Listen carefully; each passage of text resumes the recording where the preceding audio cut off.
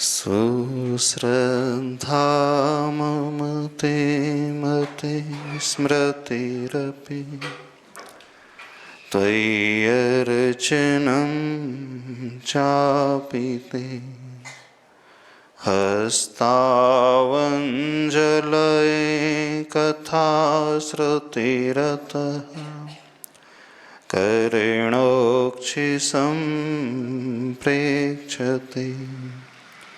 स्वस्तत्यां व्यसनं शिरोनतिपरं सेवीदृशीन ते तेजस्वी सुजनोऽहमेव सुकृती तेनैव तेजः पते तेनैव तेजः पते। देवादिदेव अतिशयकारी वर्तमान शासन नायक श्री महावीर भगवान की जय जय जय। संत शिरोमणि आचार्य भगवान गुरुदेव श्री विद्यासागर जी महाराज की जय जय। पूज्य आचार्य श्री समय सागर जी महाराज की जय जय। परम पूज्य निर्यापक श्रमण मुनि वीर सागर जी महाराज की, समस्त मुनि संघ की।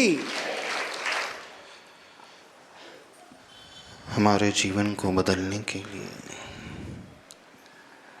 जीवन को ऊपर उठाने के लिए, जीवन में सुख और शांति को पाने के लिए किसी आलम्बन की आवश्यकता होती है। अभी हम इतने सक्षम नहीं हैं बिना किसी का सहारा लिए, बिना किसी का आश्रय लिए अपने ही बलबूते पर अपने रास्ते पर चलते चले जाएं। इस पंचम काल में, इस कलयुग में हम सब की स्थिति उस छोटे से बालक की भांति है जिसने जन्म तो ले लिया है, घुटनों के बल चलने भी लगा है, थोड़ा थोड़ा खड़ा भी होने लगा है। जब वो दूसरों को चलता हुआ देखता है, दौड़ता हुआ देखता है, तो उसके मन में भी इच्छा होती है कि मैं भी अपने पैरों पे खड़ा हो जाऊं, मैं भी बहुत तेजी से चलता चला जाऊं, दौड़ता चला जाऊं। इच्छा होती है, चाहत होती है, कोशिश करता है, लेकिन अभी पैरों में वो दम नहीं है, इसलिए गिर जैसा जाता है। वो इधर उधर देखता है, कोई उसे सहारा दे, कोई उसका हाथ पकड़ ले, अथवा बच्चों के लिए एक छोटी सी गाड़ी आती है, ट्राइसिकल है ना, बच्चे उस छोटी सी गाड़ी को पकड़ करके, उसका सहारा लेकर के बड़े अच्छे से चलने लगते हैं। धीरे धीरे वो बड़ा होता है, फिर उसके सहारे की उसको आवश्यकता कम होते चले जाती है, लेकिन उस स्थिति में पहुंचने के लिए बहुत वक्त लगता है।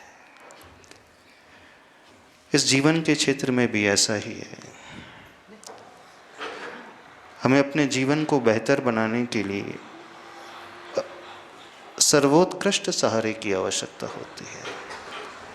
सहारा देने वाला जितना पावरफुल होगा, जितना बड़ा होगा, जितना महान होगा, जितना ऊंचा होगा, वो हमें उतनी ही ऊंचाई तक उठा करके लेकर के चला जाएगा। जानते हो वो सहारा हमें कौन दे सकता है? एकमात्र गुरु ही ऐसे होते हैं जो इस सही मार्ग में चलने के लिए सहायक सिद्ध होते हैं। गिराने वाले बहुत सारे होते हैं दुनिया में, गिरने में कोई वक्त नहीं लगता, कोई शक्ति नहीं लगती, गिरने में कुछ सीखना नहीं होता है, कुछ पढ़ना नहीं होता है, कुछ समझना नहीं होता है। गिरने में तो बड़ी आसानी होती है, हाँ, उठने में बहुत शक्ति लगती है। उठ कर के खड़े होने में वो ज्ञान भी लगता है, वो समझ की भी आवश्यकता होती है। तो तो जिसने अपने जीवन में उस सहारे को खोज लिया, समझना उसने अपने जीवन को बदलने के लिए एक सबसे महत्वपूर्ण सीढ़ी को खोज लिया। आप लोग भिन्न भिन्न जगह से आए हों, महाराष्ट्र भी हों, कर्नाटक से भी हों। आपके तरीके को देख करके लगता है कि शायद आपको कोई सहारा मिला है। सहारा मिला है कि सहारा लिया है? मिलने से कोई कल्याण नहीं होता हमारा। सहारा स्वीकार करने से कल्याण होता है। मिलता तो बहुतों को है, अनंत अनंत भवों में कई बार मिला, लेकिन हमने उस सहारे को स्वीकारा नहीं और भटक गए। कईयों को बहुत महान व्यक्ति मिले होंगे उनके जीवन में, कईयों ने महान गुरु के दर्शन भी किए होंगे, किए हैं ना? आप में से कितनों ने आचार्य भगवान के दर्शन किए? बहुत सारे लोगों ने किए। आप लोगों में से कितने लोगों ने आचार्य भगवान को सहारे के रूप में स्वीकारा है? गुरु का मिलना और गुरु को स्वीकारना, दोनों में जमीन आसमान का अंतर होता है। गुरु के दर्शन तो बड़ी आसानी से हो जाते हैं, लेकिन गुरु को स्वीकारने के लिए बहुत कुछ खोना पड़ता है, बहुत कुछ त्यागना पड़ता है, बहुत समर्पण की आवश्यकता होती है। उसे छोड़ना पड़ता है जो अभी तक जीवन भर जोड़ करके रखा है, और जो जोड़ करके रखा है उसे छोड़ना आसान नहीं होता है, क्योंकि मोह ऐसा है वो उसके पीछे लग जाता है। राग ऐसा है कि वो छूटने नहीं देता। पकड़ना जोड़ना बहुत आसान होता है, और जब जोड़ कई वर्षों का है, जब इच्छाएं कई भवों की हैं, भावनाएं कई भवों से चली आ रही हैं, संस्कार कई भवों से चले आ रहे हैं, तो आसानी से कोई छोड़ भी नहीं सकता। छोड़ने के लिए बहुत बड़ा कलेजा चाहिए, बहुत बड़ा हृदय चाहिए। कितना बड़ा चाहिए? यदि आपको समझना हो तो उत्कर्ष सागर महाराज जी से समझो। उन्होंने छोड़ दिया, भले ही जीवन के अंतिम दौर में छोड़ा, लेकिन छोड़ दिया। आप में से कितने छोड़ने को तैयार हैं? पूछ रहे हैं। कोई छोड़ने को तैयार नहीं। इसका मतलब है आप लोग गुरु को अपनाने के लिए तैयार ही नहीं। इसका मतलब है आप सहारे का आलम्बन लेने को तैयार ही नहीं है। इसका अर्थ सिर्फ इतना ही है, आप सिर्फ दूर दर्शन करते हैं, दूर से ही दर्शन करते हैं, है ना? दर्शन करना आसान है, दर्शन में सिर्फ आंखें चाहिए, लेकिन गुरु को अपनाने के लिए भीतर की आंखें चाहिए, श्रद्धा की, समर्पण की आंखें चाहिए। गुरु को स्वीकारने के लिए त्याग की आंखें चाहिए। गुरु को अपना बनाने के लिए या गुरु का होने के लिए बहुत कुछ छोड़ने की आवश्यकता चाहिए, उस मोह को तोड़ने की आवश्यकता चाहिए होती है। जो व्यक्ति इसके लिए तैयार हो जाएगा, उसके जीवन में चमत्कार घटित हो जाएगा। फिर वह विष से अमृत की ओर चलने वाला हो जाएगा। ये बात अलग है आप अमृत लाट से आए हों, लेकिन विष से अमृत पाना कोई आसान नहीं होता। चाहता है हर व्यक्ति मुझे विष नहीं अमृत मिले, मैं मरूं नहीं, मैं अमर हो जाऊं, लेकिन अमृत बहुत बाद में मिलता है। पहले से छोड़ना पड़ता है जो हमने जोड़ करके रखा है। विडंबना ये है कि हर व्यक्ति ने विष को अमृत मान करके जोड़ करके रखा है। जो भी आपने पकड़ करके रखा है, अपने भीतर संग्रहित करके रखा है, आपकी दृष्टि में वो बहुत अच्छा है, तभी तो छोड़ने को तैयार नहीं होते हैं ना। जैसे ही हमें ये ज्ञात हो जाता है कि जो हमने जोड़ा है वो कचरा है, गंदगी है, छिलके हैं, कोई व्यक्ति कचरे को जोड़ करके नहीं रखता है। कोई व्यक्ति अपने डस्टबिन को बहुत अच्छे से सजा करके नहीं रखता। कोई व्यक्ति ऐसा नहीं होगा कि जो डस्टबिन में दो धूल एकत्रित हो गई है, दिन भर का कचरा जमा हो गया है, सब्जी भाजी के छिलके जमा हो गए हैं, कागज जमा हो गए हैं, उसे खाली ना करे। खाली कर देते हो, तुरंत खाली कर देते हो। क्यों? ये भाव नहीं आता हमारे घर का कचरा है, इतना पुराना कचरा है, कितने वर्षों से हमारे घर में था, हम कैसे उसे खाली कर दें? नहीं आता। क्यों नहीं आता?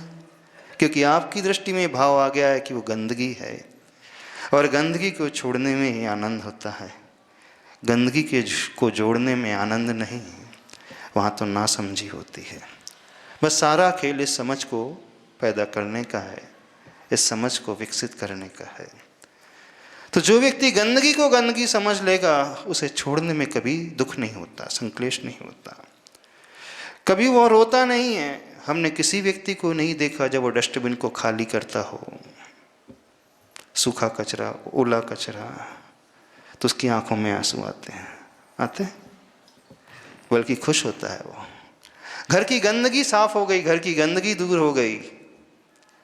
ऐसे ही मन की गंदगी भी साफ करना है, मन की गंदगी को भी दूर करना है, और मन की गंदगी को दूर करने के लिए समझ को विकसित करना है। और वह समझ हमारे जीवन में तब विकसित होती है जब हम अपने जीवन में ऐसे योग्य सहारे का आलम्बन लेते हैं जो हम गुरु के रूप में जानते हैं जिन्हें। तो बताइए, कितने लोगों ने आप में से अपने जीवन में गुरु को स्वीकार किया, गुरु को बनाया, गुरु को अपनाया? कितने लोगों के जीवन में गुरु हैं? गुरु के दर्शन की बात नहीं कर रहे हैं, दर्शन तो आपने बहुत बार किए हैं, हमेशा ग्रुप बना करके आते हो, अनुशासन से भर करके आते हो, नमोस्तु भी कर लेते हो, भक्ति भी कर लेते हो। प्रभु के दर्शन करना, प्रभु की भक्ति करना, प्रभु की परिक्रमा लगा लेना, प्रभु की पूजा कर लेना, इसका अर्थ ये कतई नहीं है कि हमने उन्हें अपना लिया। हमारी बात समझ में आ रही? नहीं समझ में आ रही? गुरु के दर्शन करना, गुरु के पास आकर के बैठ जाना, गुरु के दर्शन कर, गुरु की पूजा कर लेना, इसका यह अर्थ है ही नहीं कि गुरु को हमने अपना लिया है। ऐसा तो कई बार हुआ है। गुरु को अपनाने का अर्थ गुरु की हर बात हमारी अपनी हो जाए, गुरु की हर इच्छा हमारी अपनी हो जाए, हमारा अपना कुछ भी ना रहे, जो कुछ हो वो गुरु का हो जाए। जो गुरु से मुख से निकले उसे हम अक्षरशः पालन करने के लिए तत्पर हो जाएं। कोई संकल्प नहीं, कोई विकल्प नहीं, कोई संदेह नहीं, कोई क्वेश्चन मार्क नहीं, कोई प्रश्न चिन्ह नहीं। गुरु को अपनाने का अर्थ जो जोड़ करके रखा है उसे छोड़ना, उस मोह को तोड़ना, उस गंदगी को अपने मन से अलग कर लेना, तब मानना हम उस सहारे को अपना रहे हैं। और इस विश्वास माने, जितनों का भी कल्याण हुआ है आज तक, उन्होंने कल्याण सिर्फ इसी बल पर किया है कि गुरु को अपनाया है। तैयार हो गुरु को अपनाने के लिए? गुरु को बना लिया आपने अपने जीवन में?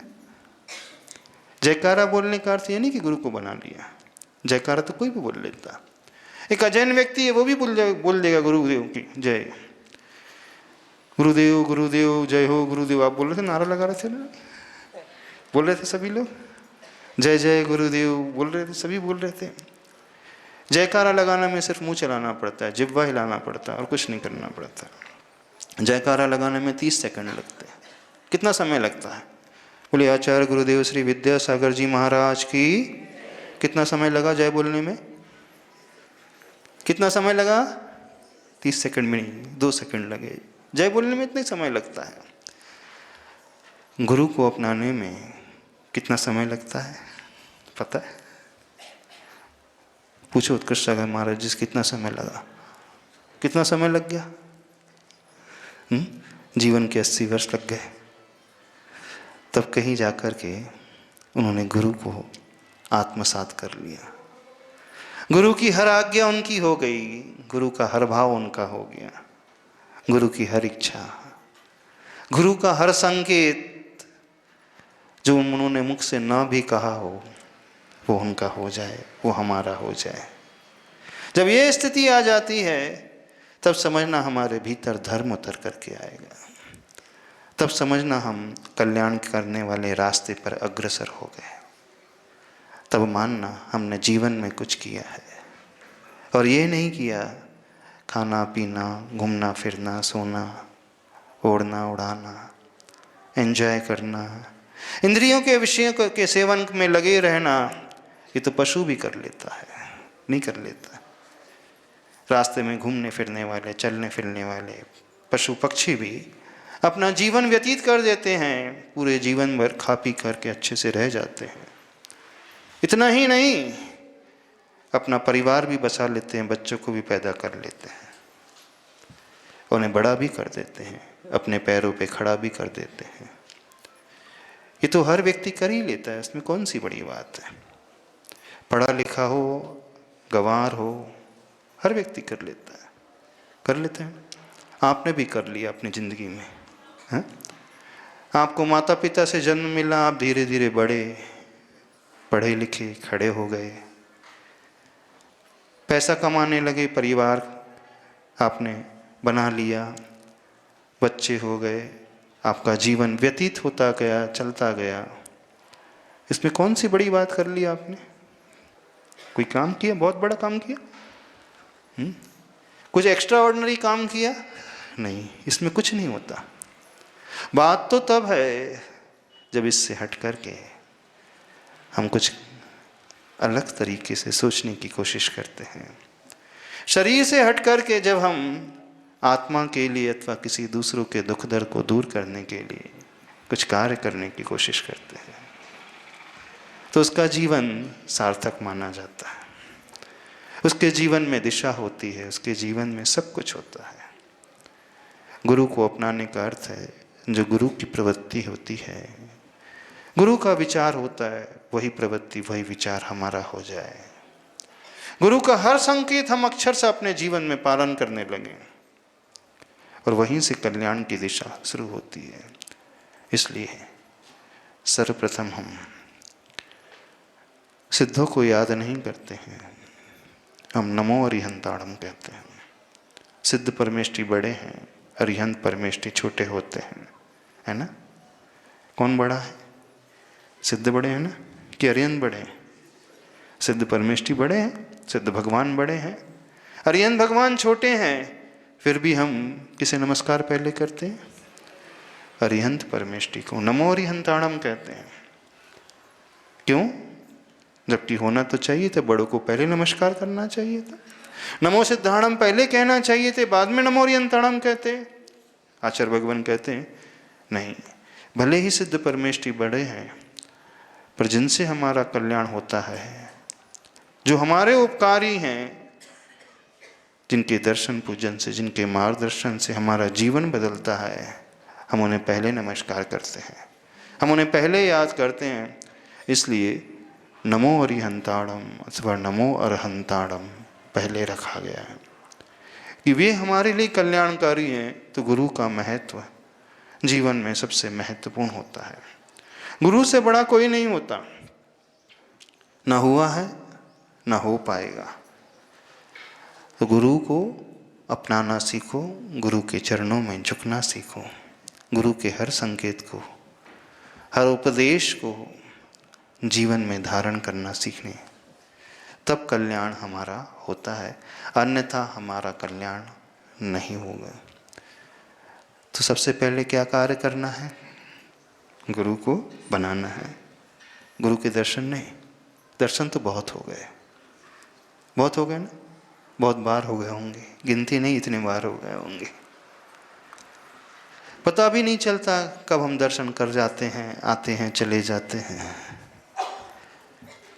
गुरु को अपनाने का अर्थ है हमारा जीवन जहाँ से बदलना प्रारंभ हो जाता है, हमारे जीवन की बुराइयां जहाँ से छूटना प्रारंभ हो जाती है, हमारी कमियां जो हैं घटना प्रारंभ हो जाती हैं।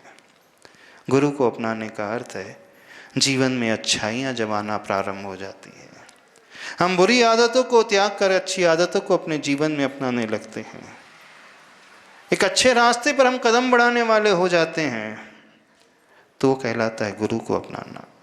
गुरु की पूजा करना बड़ा आसान होता है, अर्घी चढ़ाना, उसमें अष्टक चढ़ाना पड़ता है और कुछ नहीं करना पड़ता। पूजा 10 मिनट के लिए 15 मिनट के लिए होती है। कितना समय लगता है पूजा करने? बहुत कम समय लगता है। गुरु को अपनाने के लिए पूरा जीवन चाहिए, उसमें 10-15 मिनट में कार्य नहीं होगा। दर्शन पूजन तो बहुत जल्दी समाप्त हो जाएंगे, छूट जाएंगे, लेकिन अपनाने का अर्थ है गुरु कभी नहीं छूटते। भले ही हम गुरु को छोड़ करके अपने घर भी चले जाएं, पर गुरु हमारे साथ रहेंगे हमेशा। वो हमसे जुदा नहीं हो सकते, या यूं कहें हम उनसे जुदा नहीं हो सकते। गुरु को अपनाने का अर्थ है वो हमारे हृदय में आत्मसात हो जाएं। जब गुरु हमारे हृदय में आत्मसात हो जाते हैं, हमारी आत्मा में आत्मसात हो जाते हैं, हमारे जीवन की बुराइयां अपने आप दूर हो जाएगी, जीवन में अच्छाइयां अपने आप आ जाएगी। गुरु को अपनाने का अर्थ है हमारा आचरण सुधर जाएगा। तो आप सभी लोगों का आचरण तो बहुत अच्छा होगा ना, ऐसा ही हम मान लें। पहली बार मिल रहे हैं हम आप लोगों से, हमने तो आज तक देखा भी नहीं आप लोगों को। आचरण तो अच्छा होगा ना, जैसे जैसे गुरु महाराज कहते हैं वैसे वैसे ही करते हैं, एकदम सरल है, कोई छल नहीं, कोई कपट नहीं, कोई मायाचारी नहीं, कोई दिखावा नहीं, कोई प्रदर्शन नहीं, कोई अहम का भाव नहीं, ऐसा ही है। बताइए, जैसे हम बाहर से हैं काश वैसे ही हम भीतर से हो जाए, हमारा अंतरंग और बहिरंग बिल्कुल एक जैसा हो जाए, उसमें कोई अंतर ना हो, तो समझना हमने गुरु को अपना लिया, जिसमें कोई छिपाव नहीं, जिसमें कोई छल कपट नहीं। जैसे वो बालक होता है छोटा सा, उसका अंतर बाहर बिल्कुल एक जैसा होता है, इसलिए बालक सबको प्रिय लगते हैं, छोटे बच्चे सबको बहुत अच्छे लगते हैं। वो बच्चा किसी का भी क्यों ना हो, पशु का बच्चा भी हो ना, बहुत अच्छा लगता है, पिल्ला भी हो, खरगोश का हो, बिल्ली का हो, कोई भी क्यों ना हो, बच्चा सबका बहुत अच्छा लगता है। लेकिन जैसे ही वो बड़ा हो जाता है फिर उतना अच्छा नहीं लगता। लगता क्यों नहीं लगता? जो आज तक बहुत अच्छा लगता था, खेलता कूदता सुंदर सा प्रतीत होता था, भले ही वो दिखने में सुंदर ना भी हो तो भी अच्छा लगता था, इसलिए कि वो निश्चल रहता था, उसके मन में कोई छल कपट नहीं, कोई चंचलता नहीं, भीतर बाहर बिल्कुल एक जैसा सरल रहता है। लेकिन संसारी प्राणी जैसे जैसे उम्र से बड़ा होता है वैसे वैसे उसके बाहर भी और भीतर भी परिवर्तन आने लगता है। होना तो ही चाहिए था, समय के साथ साथ हमारी सरलता और बढ़ना था, हमारा जीवन और अच्छा होना चाहिए था।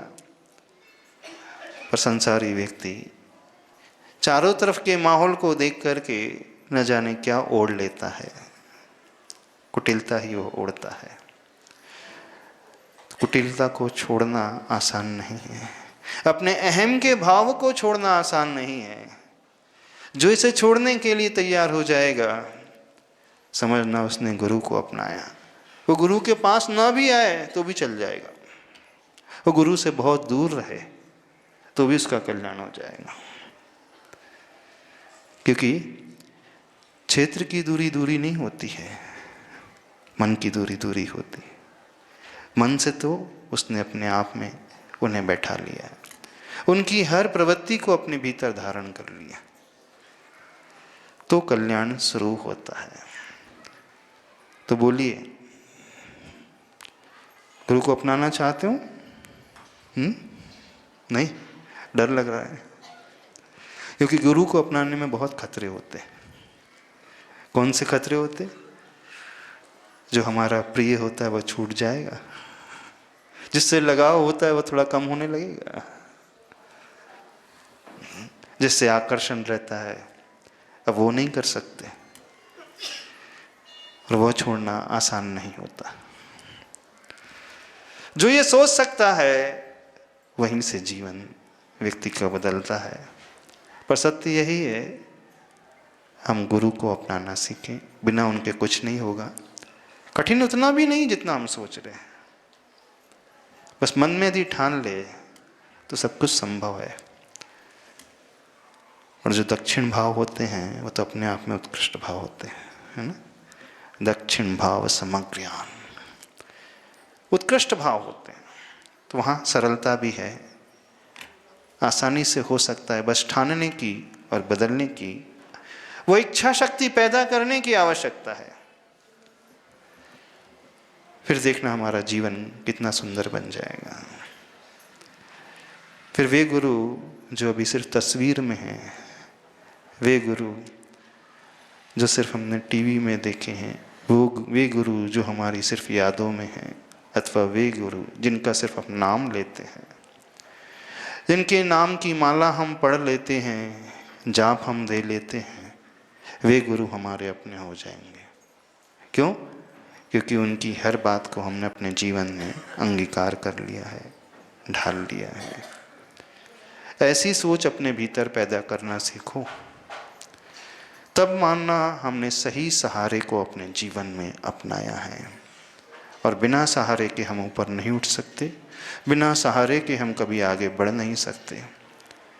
एक बार यदि गुरु को हमने अपना लिया, फिर हमें कुछ नहीं करने की आवश्यकता, फिर गुरु सब कुछ करते हैं। एक बार बालक माँ के चरणों में समर्पित हो जाता है, पिता के चरणों में समर्पित हो जाता है, तो बालक को कुछ नहीं करना पड़ता। माता पिता उसकी केयर करते हैं, देखभाल करते हैं। माता पिता उस बच्चे के पीछे भागते रहते हैं, उसे पकड़ते हैं, उसे खिलाते हैं, उसे सुलाते हैं। उसके बिना वो रह नहीं पाते। क्यों? माँ के लिए इतना प्रिय क्यों हो जाता वो छोटा सा बालक? सिर्फ इसलिए कि पूर्ण रूप से अपने आप को उसने माँ की गोदी में डाल दिया है, माँ के चरणों में डाल दिया है। अब बालक का अपना कुछ नहीं, जो कुछ है सब माँ का है। जब इतने सरल हम हो जाएंगे, अपने आप को गुरु के चरणों में डाल लेंगे, फिर हमें चिंता करने की आवश्यकता नहीं होती है। गुरु हमारी चिंता करेंगे, गुरु हमें संभालेंगे, गुरु हमारा ध्यान रखेंगे, गुरु हमें आगे बढ़ाएंगे। ये होता है गुरु को अपनाना। बड़ा आसान है, कठिन नहीं, पर यदि सोचे तो उतना कठिन भी है। कुछ समझ में आ रहा है? नहीं समझ में आ रहा? क्या करोगे अब? श्रीफल चढ़ाने आए हो, कठिनाई मोल ले रहे हो, कठिनाई मोल ले रहे हो, क्योंकि फिर आप वो रह नहीं पाओगे जो हो। जो आपको प्रिय है फिर वो रह नहीं पाएगा आपके पास। आपकी जिंदगी बदल जाएगी, आपका खाना पीना बदल जाएगा, उठना बैठना बदल जाएगा, आपकी सोच बदल जाएगी, आपकी दृष्टि बदल जाएगी, और वो छूट जाएगा जिसे आपने पकड़ रखा है। जिसे हमने पकड़ा है, बहुत मेहनत करके जोड़ा है, वो छूटता है तो बहुत दुख होता है ना? नहीं होता? किसी का वियोग होता है तो दुख होता है ना? क्यों दुख होता है? जब तक संयोग था, जब तक साथ था, तो उससे लगाव हो जाता है, आत्मीयता हो जाती है, अटैचमेंट हो जाता है। जब इसका वियोग होता है, वो दूर होता है, तो पीड़ा होती है। चंद दिनों में ही लगाव हो जाता है और वियोग का फिर दुख होता है। तो जिस भवों से जोड़ करके रखा है, वो छूटेगा तो दुख नहीं होगा। इसलिए व्यक्ति छोड़ता नहीं छोड़ता ना, जानता है फिर भी नहीं छोड़ता, वो फिर भी नहीं त्यागता, क्योंकि उसके संस्कार इतने गहरे हैं, कितने गहरे, जितनी अपनी उम्र है उतने नहीं, न जाने कितने भव निकल चुके हैं। इसलिए आसानी से वो मोह टूटता नहीं, वह छूटता नहीं। उस मोह को यदि हम तोड़ना चाहते हैं, उससे ऊपर उठना चाहते हैं, तो उस सहारे को अपने जीवन में हमें अपनाना होगा। उन गुरु को अपने जीवन में आत्मसात करना होगा। फिर हमारी अपनी कोई भावना नहीं, उनकी भावना सो हमारी भावना, उनका सपना सो हमारा सपना, उनका जीवन सो हमारा जीवन, सब कुछ उनका सो हमारा हो जाएगा। और विश्वास रखें, गुरु कभी गलत नहीं होते, प्रभु कभी गलत नहीं होते। हम हमेशा ये भावना रखते हैं कि भगवान हमारा साथ दे, है ना। हर व्यक्ति जब मंदिर जाता है, दर्शन पूजन करता है, तो धीरे से प्रार्थना करता है, प्रभु हमेशा मेरे साथ रहना, मेरे आड़े दिनों में, संकट के दिनों में मुझे संभाल लेना। पर ये प्रार्थना गलत है। हम भगवान की अपेक्षा रखते हैं, हम क्यों नहीं भगवान के पक्ष में हो जाते हैं। यदि हम भगवान के साइड हो जाएंगे तो हमें कभी दुख होगा ही नहीं, क्योंकि भगवान हमेशा सही रहते हैं, गलत नहीं रहते वो कभी। हम उन्हें अपने पक्ष में करना चाहते हैं, हम उन्हें अपने साथ मिलाना चाहते हैं, हम उन्हें ऊपर से नीचा लाना चाहते हैं। जब हम ये कहते हैं कि भगवान मेरे साथ रहना, तो हम कहाँ भगवान को ऊपर से नीचे बुला रहे, नीचे बुला रहे हैं ना। जब हम बड़ों को ऊपर से नीचे बुलाने की कोशिश करते हैं तो ये अविनय है। अविनय है कि नहीं। बड़ों के पास जाना चाहिए कि बड़ों को ऑर्डर देना चाहिए। कोई बेटा माँ पिता से कहे हाँ मेरे पास आ जाना, तो कैसा रहेगा। कोई शिष्य गुरु से कहे हाँ मुझे देखने के लिए आ जाना, कैसा रहेगा। ये तो अज्ञान नहीं, अविनय है, घोर अविनय, अपमान है। होना क्या चाहिए, बड़ों को बुलाया नहीं जाता, बड़ों के पास जाया जाता है। बड़ों को बुलाने का अर्थ क्या है, वो इतना अहंकारी हो गया है कि वो अपने को भी बहुत बड़ा समझने लगा है। इसलिए हम बहुत बड़ी गलती, संसारी व्यक्ति यही सबसे बड़ी गलती कर जाते हैं। वो हमेशा ये भावना भाते हैं भगवान तुम मेरा साथ हमेशा निभाना, मेरे पक्ष में रहना, संकट के दिनों में मुझे उबार लेना, यही सबसे बड़ी गलती है। होना क्या चाहिए, भगवान मैं तुम्हें नहीं बुलाऊंगा, मैं तुम्हारे पास आऊंगा, मैं आपके पक्ष में हो जाऊंगा, मैं आपका साथ निभाऊंगा, मैं आपके साथ चलूंगा। बस जो व्यक्ति ये धारणा बना लेगा अपने प्रभु के प्रति, गुरु के प्रति, उसे कभी भटकना नहीं पड़ेगा, उसके जीवन में कष्ट नहीं आएंगे। क्योंकि उसने किसका पक्ष लिया है, उसने प्रभु का पक्ष लिया है, उसने गुरु का पक्ष लिया है। और प्रभु हमेशा सही दिशा में होते हैं, गुरु हमेशा सही दिशा में होते हैं। हम यही गलती कर जाते हैं, उन्हें अपना जैसा, अपने जैसा बनाने की कोशिश करते हैं, अपने पक्ष में लाने की कोशिश करते हैं। तो गुरु को बनाना, गुरु को स्वीकारना का अर्थ है गुरु के पक्ष में हो जाना। फिर हमारी धारणा नहीं, उनकी धारणा सो हमारी धारणा। वो जो कहेंगे बिल्कुल हम हाँ में हाँ मिलाएंगे, बिल्कुल सही है। क्योंकि अपनी इतनी बुद्धि नहीं है कि हम गुरु से बढ़कर के सोच सकें। है अपनी बुद्धि नहीं है। हम प्रभु से बढ़कर के कभी सोच भी नहीं सकते। अपना दिमाग भी नहीं है, अपने भाव भी नहीं है, न अपना साहस है, न अपनी शक्ति है। उस बालक की भांति होना सीखें, जहां माँ जा रही है पीछे पीछे चले वो, जहां पिता चल रहे हैं पीछे पीछे चलना शुरू कर दें। वो कभी गिरेगा नहीं, कभी भटकेगा नहीं। लेकिन आज के बालक ऐसे हैं, माँ बाप को पीछे चलाना चाहते हैं, है ना। हर बेटा माँ बाप को पीछे चलाना चाहता है, हर छोटा बड़े को पीछे चलाना चाह रहा है। यही सबसे बड़ी गलती हो रही है। तो इसे सुधारने की कोशिश करें, हम बड़ों का अनुसरण करने की कोशिश करें, बड़ों के बतलाए हुए मार्ग पर चलने की कोशिश करें। उनके पीछे पीछे कदम रखेंगे तो हम कभी नहीं भटकेंगे। वे आगे बढ़ गए हैं, अपने पद चिन्हों को छोड़ करके चले गए हैं। भले ही वे देखे ना, पर उनके पद चिन्ह हमें दिख रहे हैं, तो समझना सही रास्ते पे हम चल रहे हैं। पद चिन्ह इसलिए छोड़ करके गए हैं कि पीछे आने वाला उनका बेटा, पीछे आने वाला उनका शिष्य, उसे देख करके सही रास्ते पर कदम बढ़ा दें, तब कल्याण होता है।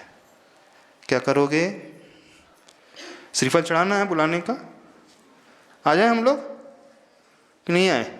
अभी भी सोच लो, अभी भी मना कर सकते हैं, श्रीफल वापस ले लो, उठा लो सभी लोग अपना अपना श्रीफल। नहीं उठा लो, अभी भी कोई, अभी सिर्फ एग्रीमेंट के पेपर्स दिखाए भी साइन नहीं हुए हैं। जब तक साइन नहीं होते हैं तब तक कुछ नहीं होता है। अभी सिर्फ बयाना दिया गया है ना।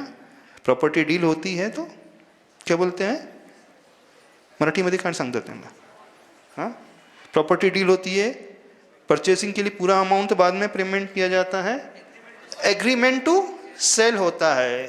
अभी सर एग्रीमेंट हुआ टू सेल, अभी सेल डीड कंप्लीट नहीं हुई है, अभी आपने सिर्फ श्रीफल चढ़ाया है, अभी एग्रीमेंट साइन नहीं हुआ है। अभी भी आपके पास ऑप्शन है, आप उसे रिवर्ट कर सकते हो, वापस ले सकते हो।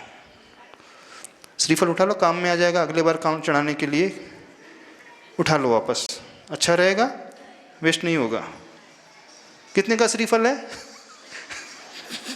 हाँ 20 रुपये, 25, 50 रुपये, कितनी 25-30 रुपये बच जाएंगे। अभी भी सोच लो, विचार लो, नहीं तो बुलाना चाहते हो तो खतरे बहुत हैं। यदि आप उन खतरों को झेलने के लिए तैयार हो तो फिर कुछ हो सकता है। और खतरे को झेलने का अर्थ है जो जो जो आपने चुना है, जोड़ा है, बहुत कुछ छोड़ना पड़ेगा। छोड़ना नहीं पड़ता, वो तो छूट जाता है। बस उसके लिए गुरु को हृदय में बैठाने की आवश्यकता है, उनके रास्ते को अपने हृदय में बैठाने की आवश्यकता है। फिर मानना हमने गुरु की सिर्फ जय नहीं बोली, गुरु के दर्शन नहीं अकेले किए, गुरु की पूजन अकेले नहीं की, हमने गुरु को अपनाया है। कर लोगे? विचार कर लो एक बार और। पूछ रहे हैं अमृतलाट, भद्रगिरी, कहाँ से हैं? मानकापुर, हडिंगरी, हडिंगरी, हाँ हाँ, बस ठीक है। हमारी बात समझ में आ रही? तो बिना साधन के, बिना सहारे के हम ऊपर नहीं उठ सकते। सहारा तो लेना होगा। सिर्फ सहारे को देखने से काम नहीं चलता, सहारे के दर्शन से काम नहीं चलता। यदि ऊपर उठना है तो हमें हाथ बढ़ाना पड़ता है ना। सिर्फ हमने सहारे को देख लिया। भोजन को देखने से पेट नहीं भरता, थाली को देखने से पेट भरता है? नहीं भरता ना। भोजन बनाते हुए भी पेट भरता है? नहीं भरता है। पेट कब भरता है? जब भोजन किया जाता है, खाया जाता है, तो पेट भरता है। ऐसे ही दर्शन से, पूजन से कल्याण नहीं होता है। कल्याण कब होगा? दर्शन पूजन के पश्चात उन्हें जब हम अपनाएंगे, उनके रास्ते को जब हम अपनाएंगे, उन्हें हम आत्मसात करेंगे, तो हमारा कल्याण होगा। ऐसे दर्शन, ऐसे पूजन, ऐसे श्रीफल कई भवों में कई बार चढ़ाए हैं। ऐसी जयकारा तो कई बार बोली है, बोलिए ना। आचार्य गुरुदेव श्री विद्यासागर महाराज की जय बोल दिया, बहुत बड़ा, बहुत अच्छा काम किया। बोलने के बाद उन्हें अपने जीवन में अपनाना सीखो। बहुत अच्छा लगा आप लोगों को देख करके, आप लोगों की सरलता को देख करके, आप लोगों के अनुशासन को देख करके। बहुत दूर से आए हैं। कहाँ से आए हो? कहाँ से आए हो? बहुत दूर से आए हो। कहाँ से आए हो? निगोद से आए हो। कहाँ से आए हो? निगोद से आए हैं। निगोद से बहुत दूर से आए हैं, निगोद से आए हैं। तो निगोद से यहाँ तक तो आ गए हैं, अब वहाँ तक जाना है ना। सातराजू नीचे से ऊपर आ गए हैं मध्यलोक में, अब सातराजू ऊपर ऊर्ध्वलोक के बाद ऊपर जहाँ सिद्ध शिला है वहाँ जाना है। तो और सातराजू की यात्रा है, बहुत दूर जाना है। तो वहाँ तक पहुँचेंगे जब हम अपने जीवन में उन प्रभु को, गुरु को अपनाएंगे, उनके पक्ष को अपनाएंगे। बोले संत श्रोमणी आचार्य भगवान गुरुदेव श्री विद्यासागर जी महाराज की जय हो। परम पूज्य निर्यापक श्रमण मुनि वीर सागर जी महाराज की। अच्छा सही से बताओ किसके